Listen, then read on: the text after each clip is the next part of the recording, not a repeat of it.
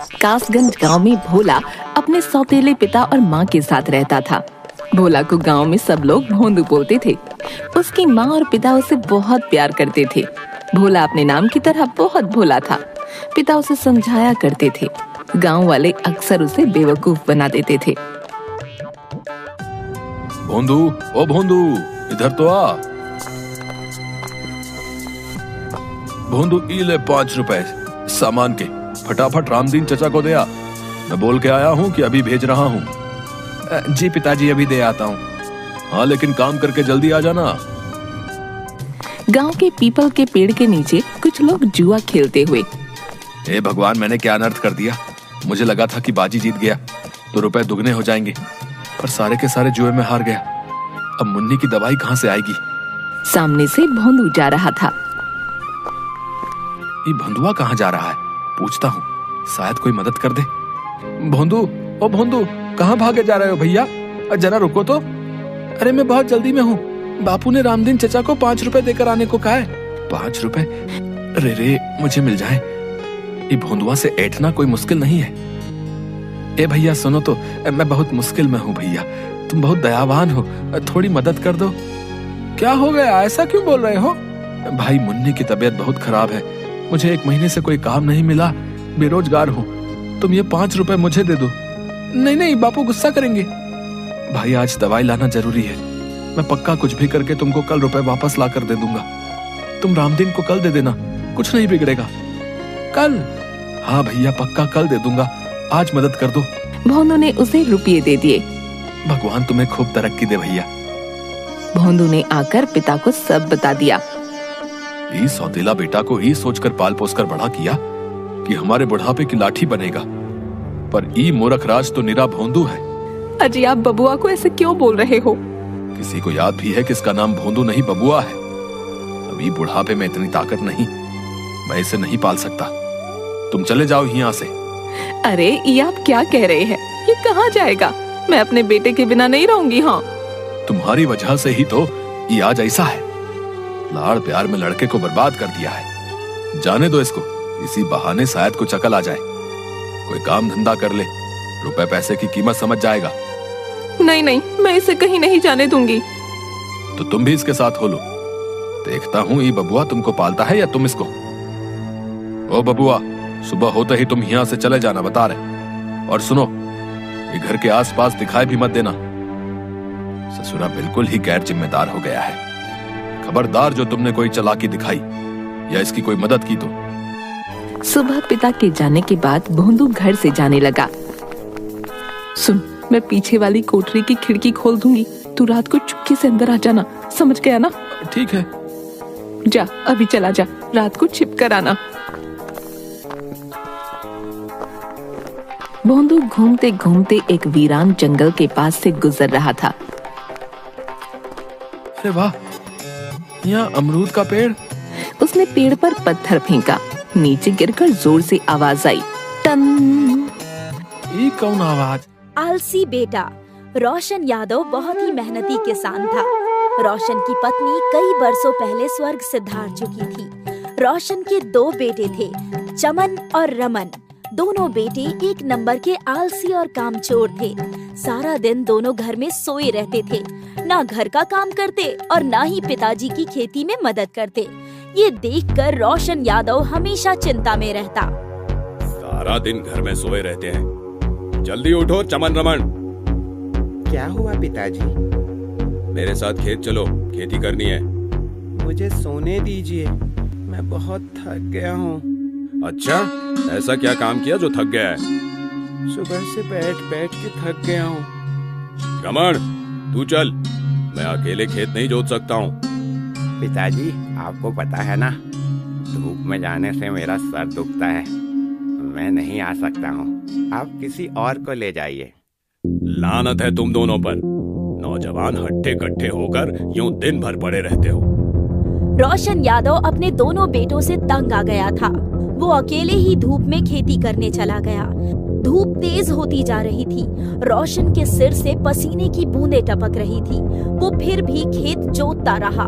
काफी घंटों तक कड़कती धूप में खेती करने के कारण रोशन यादव बेहोश होकर खेत में गिर जाता है। आसपास के किसान रोशन को उठाकर उसके घर ले आते हैं। चमन और रमन अभी भी बिस्तर पर सोए हुए थे। चमन, रमन, तुम दोनों किसी काम के नहीं हो। तुम्हारे पिताजी खेत में काम करते करते बेहोश हो गए और तुम दोनों सो रहे हो। अरे भैया उठो, देखो पिताजी बेहोश हो गए हैं। काका, अब पिताजी को यहीं सुला दीजिए। कमबख्त, तुम जैसे बेटे होने से अच्छा है ना हो। गांव वालों ने रोशन को खटिया पर सुला दिया और उनके दोनों बेटों को कोसते हुए चले गए। कुछ समय बाद रोशन यादव को होश आता है। वो देखता है कि उसके दोनों बेटे जमीन पर सोए हैं, जैसे कि उन्हें अपने पिताजी की कोई फिक्र ही ना हो। ऐसे बेटे दिए हैं भगवान तुमने, इन्हें तो कोई फर्क ही नहीं पड़ता उनका बाप जिए या मरे। अब बस हुआ, जब खुद करना पड़ेगा तब रोटी चावल के भाव समझ में आएंगे। बेहतर ये है कि मैं ये घर छोड़ दूं, ताकि ये लोग खुद कमाना सीख जाएं, ताकि तुम लोग खुद कमाना सीख जाओ। रमन, चमन, मेरी बात सुनो। पिताजी आप होश में आ गए? हटिए पलंग से, जमीन पे सोते सोते पीठ अकड़ गई मेरी। हाँ पिताजी, आप जमीन पे सो जाइए।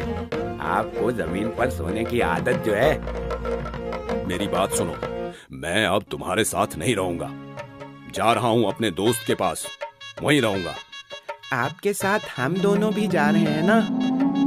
मैं तुम दोनों को पाल रहा हूँ, क्योंकि मैं तुम दोनों का बाप हूँ, वो नहीं। मुझसे जितना हुआ तुम दोनों के लिए मैंने किया। अब मैं कुछ साल आराम करना चाहता हूँ, इसीलिए मैं जा रहा हूँ। पिताजी, फिर हम दोनों कैसे रहेंगे? घर और खेत तुम दोनों के नाम पे कर दिया है, जो चाहे करो। घर में सोते रहो या खेती करो, तुम दोनों की मर्जी। मैं तो जा रहा हूँ। चमन और रमन को लगा शायद उनके पिताजी उन्हें बस डरा रहे थे। उन दोनों ने भी पिताजी की बातों पर कुछ खास ध्यान नहीं दिया। अगली सुबह होते ही रोशन यादव घर से चला जाता है। बिना कुछ कहे दोनों भाई दोपहर के 2 बजे सोकर उठते हैं। बहुत जोरों की भूख लगी है, कुछ खाना दे दो मुझे। पिताजी खाने में क्या है? लगता है पिताजी सच में चले गए हैं? पिताजी शाम तक आ जाएंगे, हमें छोड़कर थोड़ी ना जा सकते हैं। हाँ भैया। दोपहर से रात हो गई, पर रोशन यादव घर वापस नहीं आए। दोनों भाइयों ने जैसे तैसे खाना बनाया और खाकर सो गए। लगता है पिताजी कल सुबह आएंगे, चल सो जाते हैं। अगले दिन भी रोशन यादव नहीं आए। दिन बीतते गए, पर रोशन यादव घर नहीं लौटे। चमन और रमन बस खाते और सोते। धीरे धीरे करके उनके घर का सारा राशन खत्म हो जाता है। भैया, सब कुछ खत्म हो गया, अब हम क्या खाएंगे? और लगता नहीं कि पिताजी भी घर आएंगे।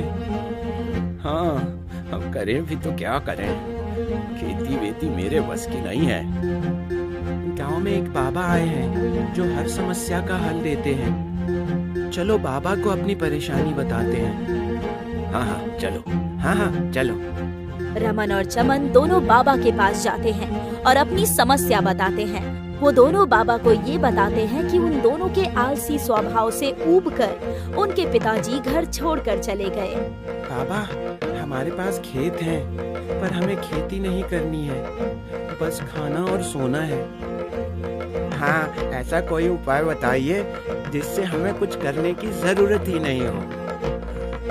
ये तो बहुत बड़ी समस्या है।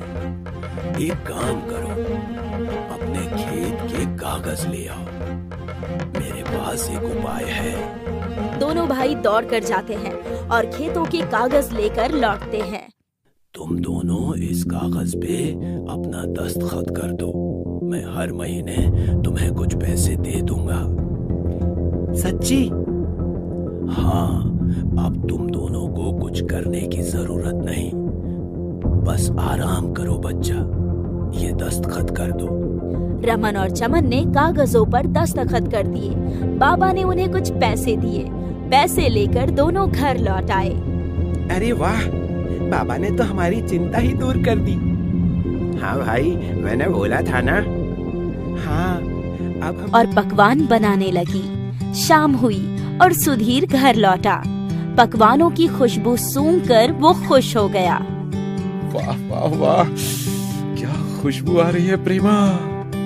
आज कोई खास दिन है क्या? हाँ, आज हमारे घर में बहुत खास मेहमान आने वाले हैं। अच्छा, कौन भला?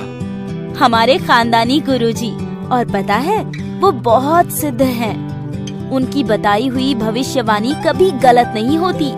उन्होंने भविष्यवाणी की थी कि 20 बरस की आयु में मेरी शादी हो जाएगी, और देखो, हो गई। अच्छा। तभी दरवाजे पर खटखट हुई। अलख निरंजन। वो आ गए। जाइए, उनका स्वागत कीजिए। आइए आइए महाराज। प्रेमा बेटी, सब कुशल मंगल तो है ना? हाँ, आपकी कृपा है महाराज। अच्छा है, अच्छा है। महाराज, ये मेरे पति हैं, सुधीर। जरा इनका हाथ देखकर बताइए ना, इनके भविष्य में क्या है? हाँ हाँ, जरूर। सुधीर ने हाथ आगे किया और गुरुजी हाथ देखकर खुश हुए। वाह वाह, इतना भाग्यशाली हाथ पहली बार देखा है मैंने। सोना ही सोना। हाँ, वो मैं सोते ही रहता हूँ ना। अरे मूर्ख, मेरे सोने का मतलब धन था, स्वर्ण, सोना। अच्छा, पर मेरे पास तो कोई धन नहीं है। सोने की फसल का मालिक बनने वाला है तू, लेकिन ये क्या? तेरे रास्ते में तो विघ्न है। कैसा विघ्न महाराज? मुझे साफ दिख रहा है कि तू आलसी है। अब तक एक भी बार तूने अपनी फसलों का काम खुद नहीं किया, वरना अब तक तुझे सोने की फसल मिल चुकी होती। सच्ची महाराज? 100%। सोने का नाम सुनकर